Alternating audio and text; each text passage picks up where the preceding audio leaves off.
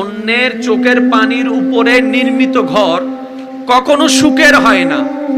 অন্যের মনে আঘাত দিয়ে বানানো অট্টালিকায় কখনো শান্তির ছোঁয়া আসবে না।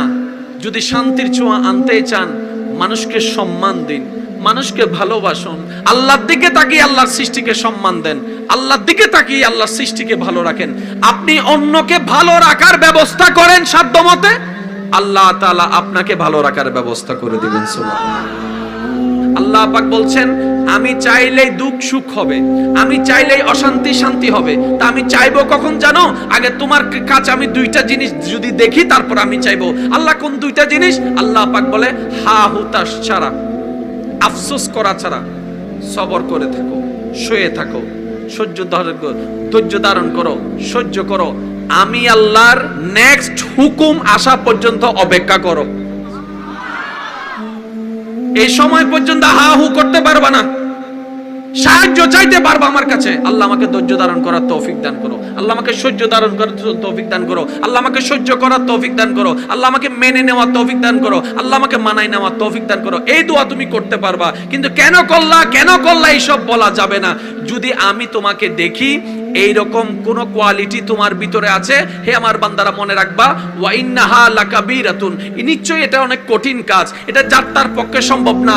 আল্লাহই বলছেন ইল্লা, তবে আলাল খাশিন, যারা বিনয়ী, যারা নম্র, যারা ভদ্র, যারা প্রেমিক, যারা আশিক, যারা মুত্তাকিন, যারা মুমিন, তাদের জন্য এটা কঠিন নয়, এটা সহজ। সুবহান।